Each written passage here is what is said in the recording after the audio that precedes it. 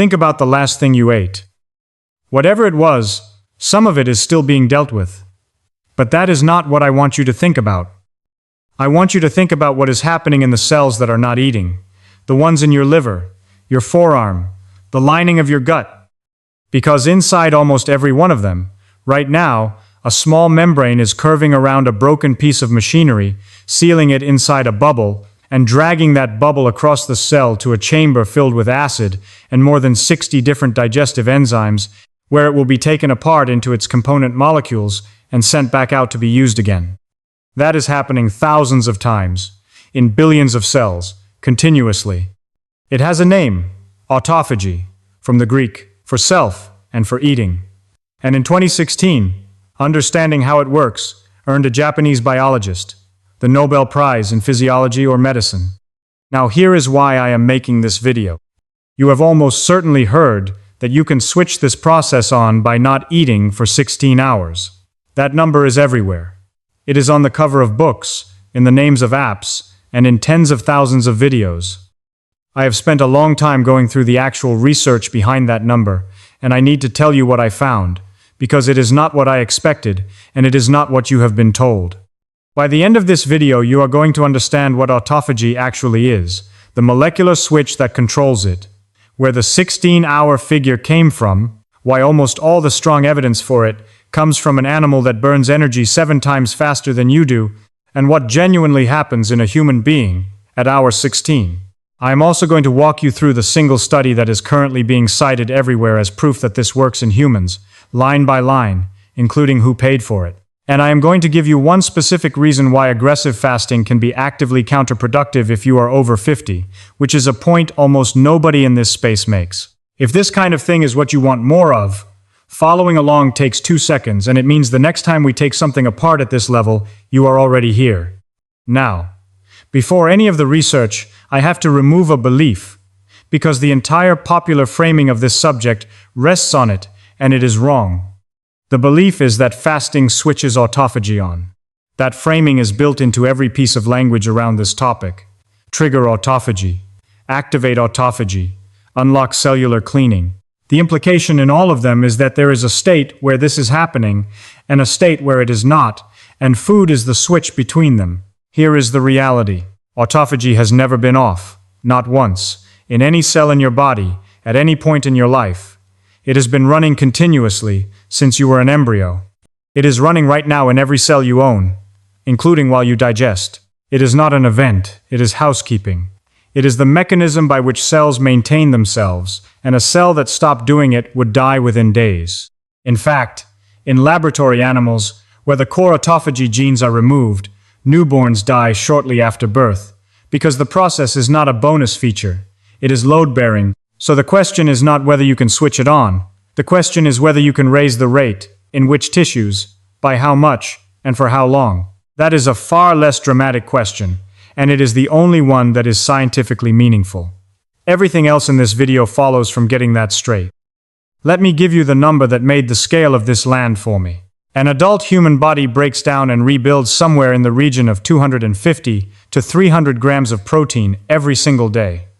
That is the total protein turnover of your body. Now, how much protein did you eat yesterday? If you are typical, somewhere between 70 and 100 grams, take those two numbers and put them side by side. You are rebuilding around 250 grams of protein a day while eating around 80. The gap does not come from food, it comes from recycling. Most of the amino acids being used to build you right now were not eaten. They were salvaged out of your own dismantled proteins. And a substantial part of that dismantling is autophagy. You are not primarily built from what you eat. You are primarily rebuilt from what you were. That is what the process is. Now let me show you the machinery, because it is genuinely strange. Inside your cells, there are small spherical compartments called lysosomes. Each one is a bag of acid. The inside is held at a pH of around 4.5 to 5, roughly the acidity of black coffee, and considerably more acidic than the rest of the cell around it. That difference is maintained by a molecular pump embedded in the membrane, which continuously drives protons inward. Floating in that acid are more than 60 distinct digestive enzymes, each one specialized for a different kind of molecule. Enzymes for proteins, for fats, for sugars, for nucleic acids.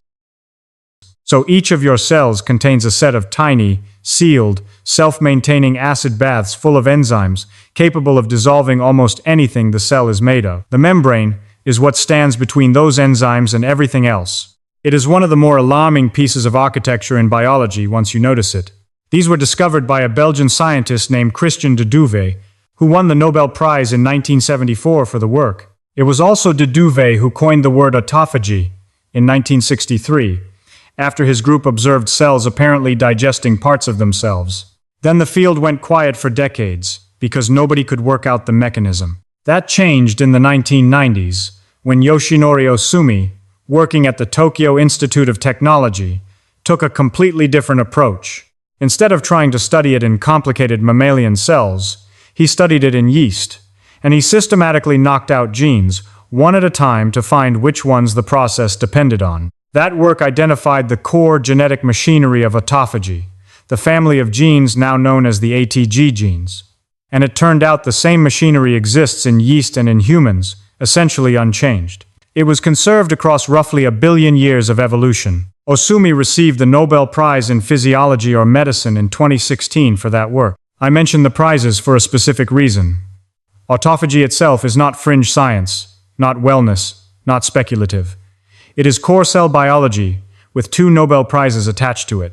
Everything I have said so far is textbook. The disagreement is entirely about what fasting does to it in humans, and specifically about a number.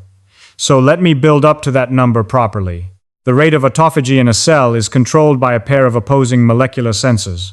If you understand these two, you understand the whole subject. The first is called mTOR. Think of it as the growth manager. When nutrients are plentiful, particularly amino acids, and when insulin and growth factors are high, mTOR is active.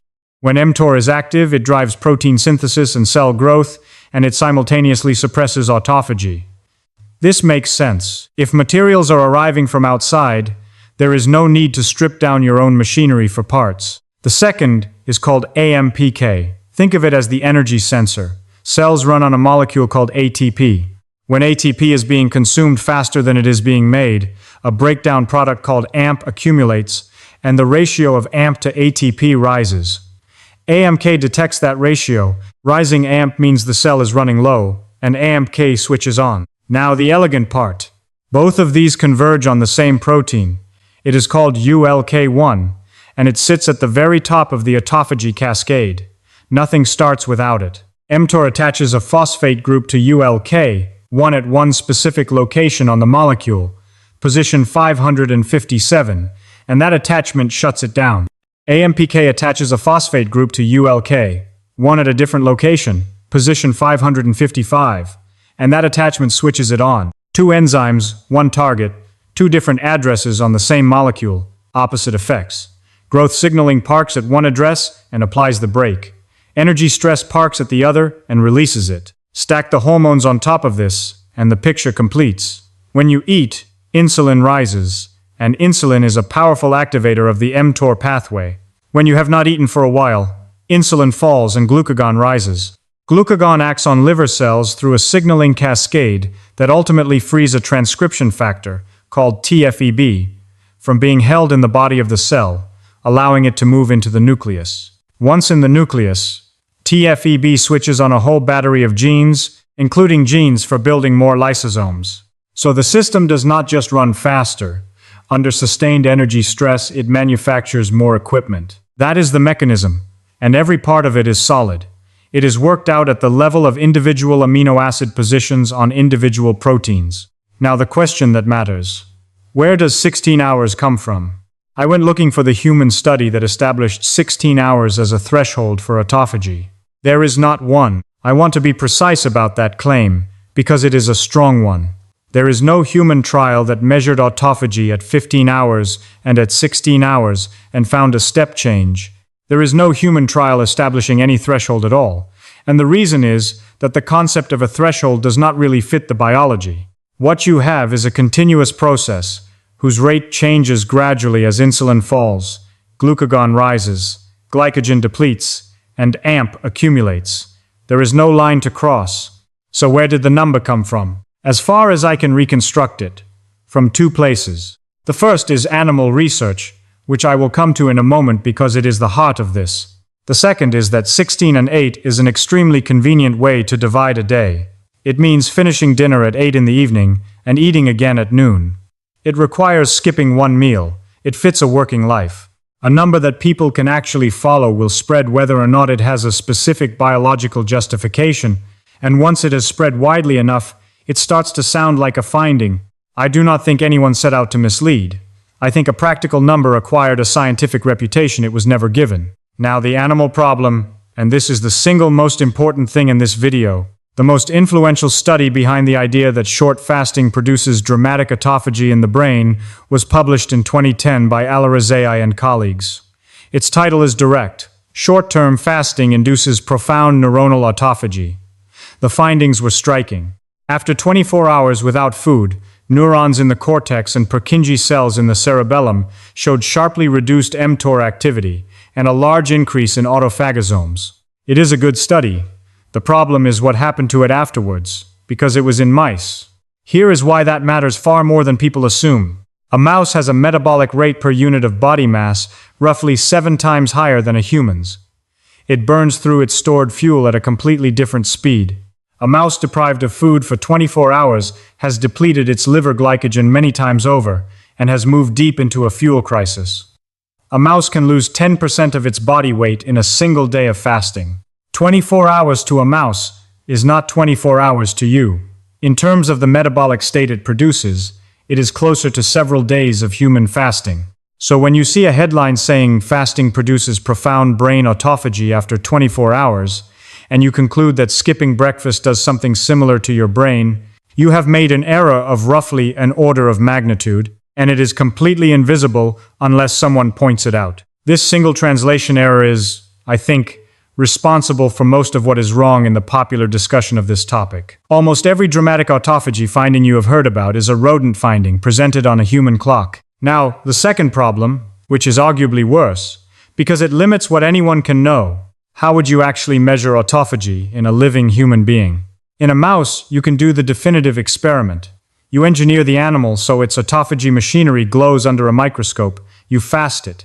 Then you take out its brain and its liver and look. That is where the beautiful images come from. You cannot do that to a person. You cannot biopsy a living human brain to check whether skipping breakfast is clearing protein aggregates. So human research has to use what it can reach, and what it can reach is blood and, with some difficulty, muscle. Most human autophagy studies measure a protein called LC3B in peripheral blood mononuclear cells, which are the white blood cells you can separate out of a blood sample. Those cells are accessible, and that is essentially the whole reason they are used. Nobody thinks a lymphocyte is a good proxy for a neuron. There is a further problem, and it is subtle, but it matters. The standard marker, LC3B, sits on the membrane of the autophagosome, the bubble that carries cargo to the lysosome. So more LC3B means more autophagosomes present, but there are two completely different reasons why autophagosomes could accumulate. The first is that the cell is making more of them, which is what you want to find. The second is that the cell is failing to clear them because fusion with the lysosome is blocked. In that case, autophagosomes pile up precisely because the process is broken. Measuring a static level of LC3B cannot distinguish between the process running faster and the process being jammed. Those are opposite conclusions from the same reading. The way around this is to measure flux rather than level. You take the cells, treat them with a compound that blocks the final degradation step, and measure how much accumulates behind the block over a set period. That tells you the rate of traffic rather than the size of the queue. This is a genuine methodological advance, and it brings us to the study that is currently being cited everywhere as proof that fasting works in humans. I want to go through this one carefully, because I suspect several of you have seen it summarized, and I do not think the summaries have been fair. It was published in December 2025 in the journal Geroscience, led by Dr. Sara Espinoza, with the work carried out by researchers at Cedars-Sinai Medical Center and UT Health San Antonio. It measured autophagic flux in humans, using the blocking method I just described. That part is real, and it is a legitimate step forward. Here is what it actually tested, and this is the first thing that gets lost. It did not test 16-hour fasting. It tested a 5-day fasting mimicking diet. That is a specific commercial product, a low-calorie, low-protein, low-sugar, plant-based regimen taken for 5 consecutive days. 5 days of a restricted diet tells you nothing about 16 hours of not eating. If this study is being presented to you as evidence for intermittent fasting, that presentation is wrong before any other consideration. Second, the size. 30 participants, randomized across 3 groups. That is roughly 10 people per arm. The authors themselves describe it as a pilot trial and state directly that larger samples are needed to confirm and extend the findings. They are being appropriately careful. The coverage has generally not been. Third, and this is the part I found most interesting, 2 different formulations were tested. Only one of them produced a detectable increase in autophagic flux. The other did not. The one that worked was the branded commercial product. The comparison formulation did not show the effect. Fourth, the funding. The trial was funded by L-Nutra, the company that manufactures and sells that branded product. The company's chief medical officer appears as a co-author on the paper. The published statement notes that the company did not participate in conducting the study or in data collection and analysis, and I take that at face value. But I want to be plain about how to weigh this. A pilot study of 30 people, funded by a company, showing that the company's product works while the alternative formulation does not, is not a reason to disbelieve the result. It is a reason to hold it loosely until somebody without a commercial stake reproduces it. And fifth, it measured white blood cells. It did not measure anyone's brain, liver, or muscle. None of this makes the study bad. It is a reasonable pilot, using better methodology than what came before. And the authors are honest about its limits in the paper itself. What has happened is that a carefully hedged pilot has been converted, in transmission, into proof that fasting cleans your cells. Now let me give you the finding that I think tells you most about hour 16, and it is the one nobody quotes because it is inconvenient. Muscle is the one internal tissue in humans that can reasonably be biopsied. Researchers have done this. In one study, participants fasted for 36 hours, and biopsies were taken from the thigh muscle before and after. 36 hours, more than double the magic number. In sedentary participants, the autophagy markers moved a little.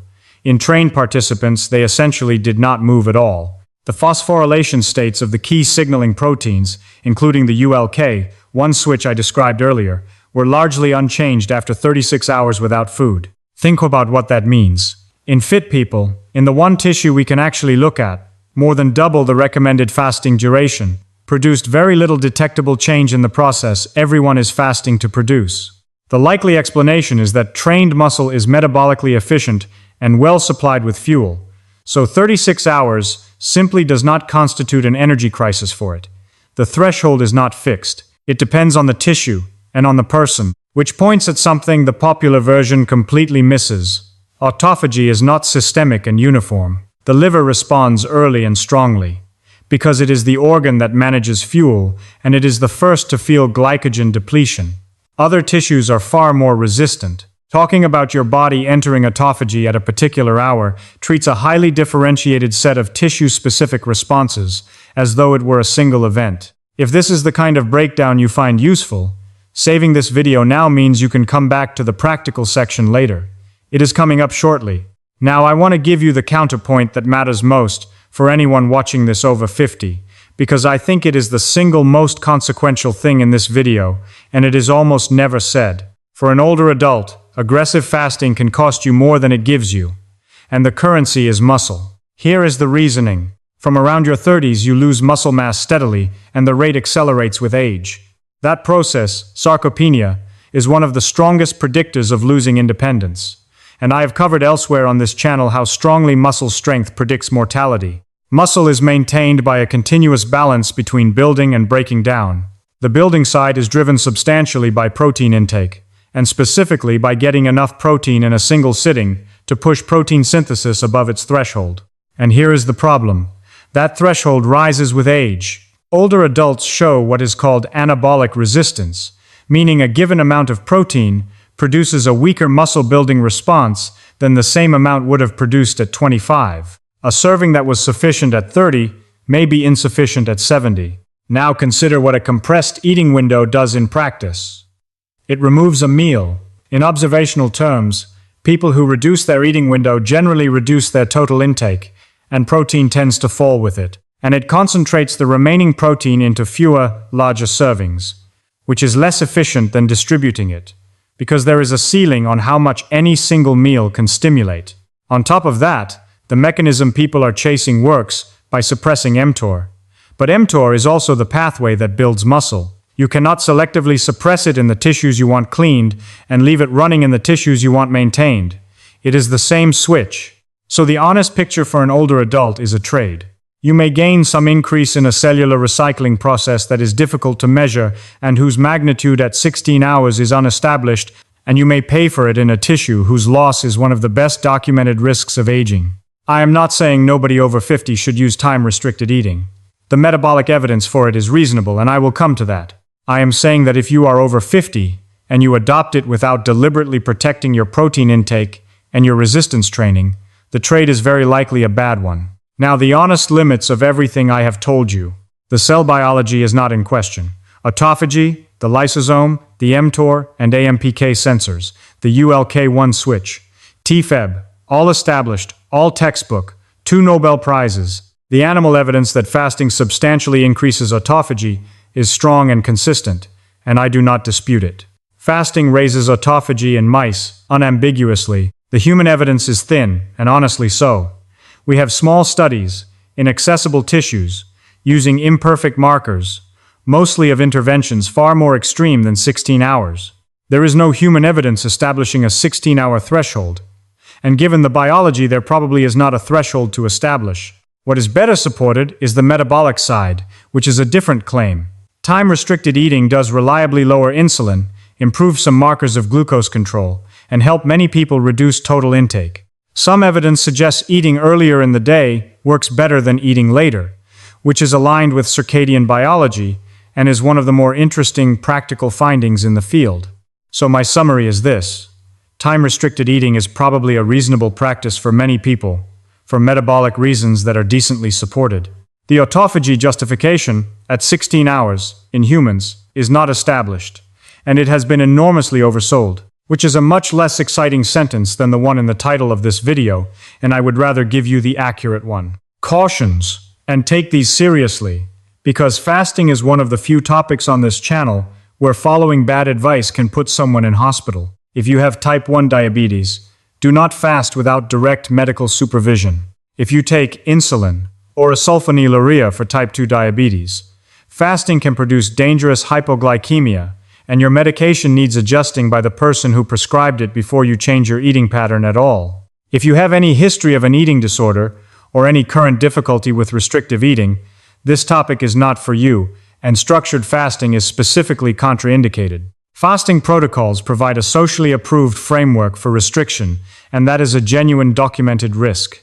If any part of this video felt appealing for reasons other than the biology, please talk to someone. If you are pregnant or breastfeeding, do not do this. If you are underweight, frail, or over 75, the muscle argument I made earlier applies with much greater force, and the priority for you is almost certainly adequate protein rather than extended fasting. If you take medication that must be taken with food, or medication with a narrow therapeutic window, check with your pharmacist before changing your meal timing.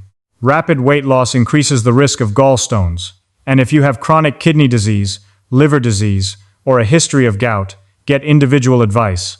So what would I actually suggest?